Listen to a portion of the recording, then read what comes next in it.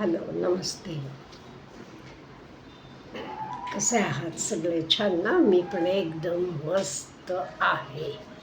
आज एक खूप महत्त्वाचा विषय आहे हा मुलींसाठी. आपण लग्न करताना, मुलगा निवडताना काय काय बघायला पाहिजे, किंवा आपण लग्न ठरवताना मुलाचे काय गुण बघायला पाहिजे, हे आज आपण जरासं डिस्कस करूया.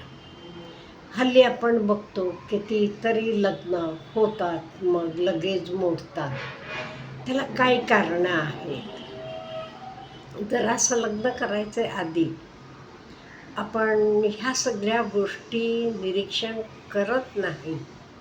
नो डाऊट पूर्वी पण व्हायचं हे 50 वर्षापूर्वी, पण तेव्हा कसं लग्नाच्या आधी मुलगा आणि मुलगी एवढं भेटणं बोलणं वगैरे काही नव्हतं.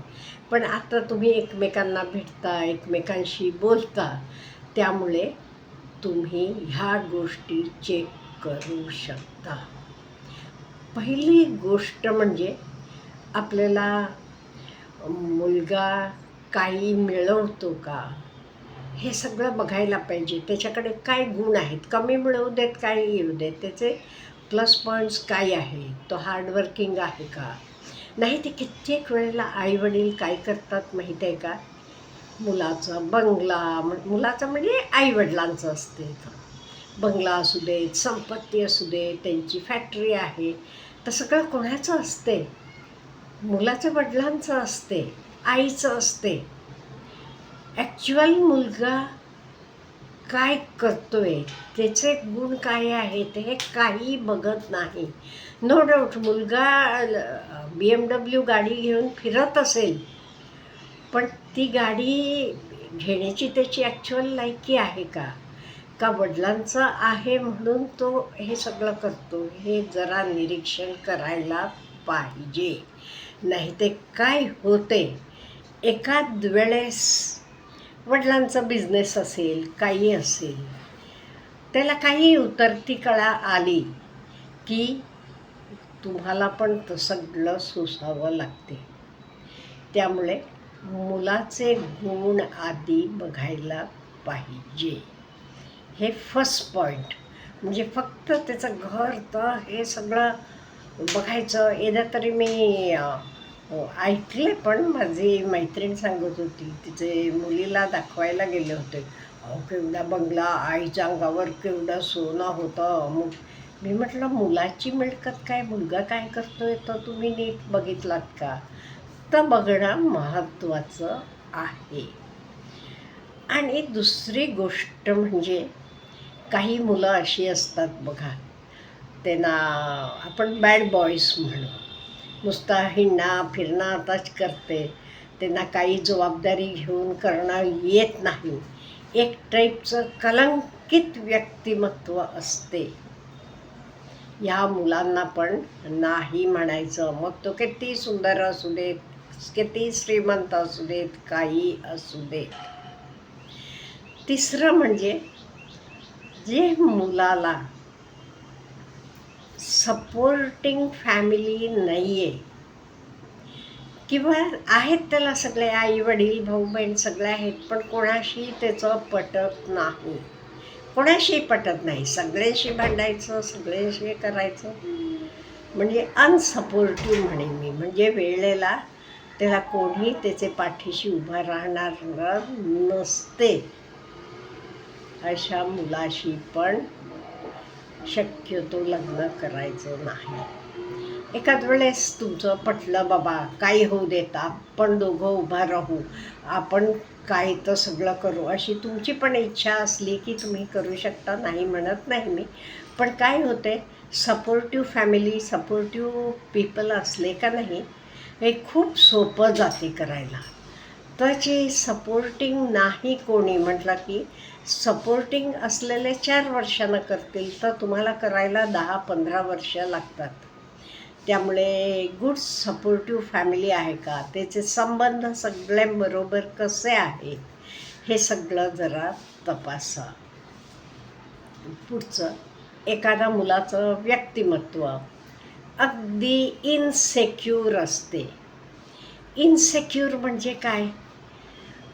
त्याला कशातही असं सेक्युरिटी वाटत नाही आहे. त्याला त्याचे स्वतःचे करिअरविषयी तो अतिशय काय म्हणतो, घाबरट असतो, इन्सेक्युअर असतो. किंवा त्याचे जॉबविषयी, त्याचे बिझनेसविषयी तो अतिशय असं घाबरट असतो. चिंता, त्याचं कायम मनात चिंता भरलेली असते. ह्या टाईपचे मुलांशी पण बिलकुल संबंध जोडायचं नाही, हो म्हणायचं नाही. पुढचं, जे मुलाला ध्येय नाही, गोल नाही, मी अमुक मिळवणार आहे, अमुक करणार आहे, हे नाही त्याला वाटत, ह्या मुलांशी पण लग्नाला नाही म्हणायचं. आणि एक सांगू तुम्हाला, लग्न टिकायला का नाही, दोघांच्याही आवडीनिवडी, स्वप्न एक असली की खूप सोपं होते. सपोज एखाद्याला का नाही सारखं बाहेर खायची आवड, छोट्या छोट्या गोष्टी आहेत. एखाद्याला नाही, घरात करून खाल्लेलं आवडते. असे सगळ्या गोष्टीत विरोधाभास असले की पुढे अवघड होते. 4 दिवस सुखानं जातील, एकमेकांसाठी ॲडजस्ट कराल, पण दिवस जातात तसं अतिशय अवघड होते आणि ॲडजस्ट होत नाही. त्यामुळे हे आधी तुम्ही तपासा, आपल्या आवडीनिवडी एक आहेत का? किंवा एखाद्याला खूप शिक्षण घ्यायचं, हे सगळं आवड असते, एखाद्याला नको असते, नुसतं लोळत पडायला आवडते. एखाद्याला फिरायला जायला बाहेर आवडते, एखाद्याला घरातनं बाहेर जायला नको वाटते.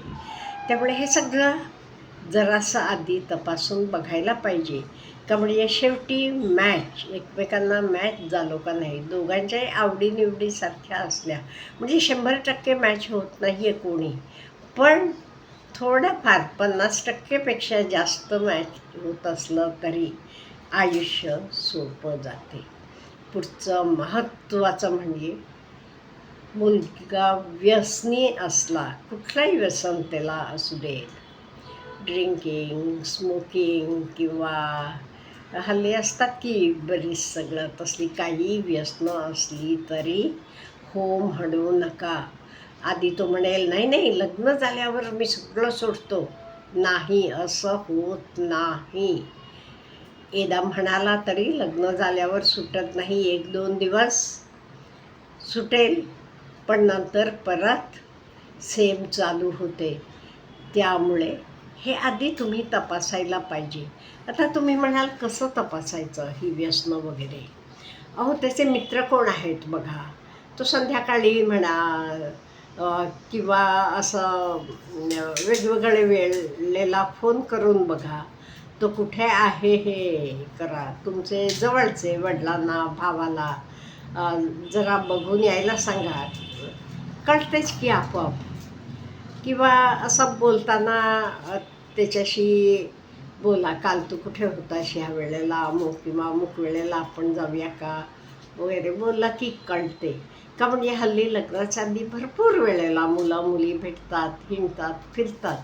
त्यामुळे ह्या सगळ्या गोष्टी कळतात. नाही ते काय होतं माहिती आहे का मुलीनं, आता मी हे सगळं सांगते, हे सगळं मी आजूबाजूला पाहिलेलं सांगते. मुलींना आधी वाटते हो एवढा मोठा बंगला आहे, वडिलांचा एवढा व्यवसाय आहे, आई अमुक आहे, वडील अमुक आहेत. हे बघा, वडील रिटायर्ड लेक्चरर असतील, आई रिटायर्ड डॉक्टर असते, अमुक असते, म्हणून तुम्ही हो म्हणता. पण तुम्ही मुलगा काय करतोय, मुलाची आवड काय आहे हे काहीही बघत नाही. फक्त त्यांचा गाड्या, बंगले आणि प्रॉपर्टी बघून हो म्हणता. आणि एक थोडे दिवस झाल्यावर तुम्हाला जाणवते. आणि हे कुठल्यापेक्षा एक महत्त्वाचं मी प्रत्येक मुलीला सांगते, आधी आपले पायावर व्यवस्थित उभा राहावा. म्हणजे नोकरी ते नोकरी करा, तुमचं काही बिझनेस असलं ते बिझनेस करा, तुमचं काहीही करा, आपल्या पायावर उभा राहावा आणि नंतर लग्नाला हो म्हणा. आणि लग्न ठरल्यावर म्हणजे ठरायच्या वेळेला पण त्यांना सांगा, मी अमुक नोकरी करणार आहे, काही झालं तर मी नोकरी सोडणार नाही आहे, किंवा माझा ब्युटी पार्लरचा व्यवसाय आहे, हे मी करणार आहे. त्यामुळे हे सगळं आधी ठरवून लग्न करा आणि जरा काळजी घ्या. अहो मुलीनं खूप काळजी वाटते हल्ली. सगळं आजूबाजूला आपण बघतो, तुम्हाला हातावरचे फोडासारखं आईवडिलांनी जपलेलं असते. त्यामुळे तुम्ही कायम असं हसत खेळत आम्हाला पाहिजे आहात. त्यामुळे ह्या गोष्टींकडे जरा लक्ष द्या. Have a good day.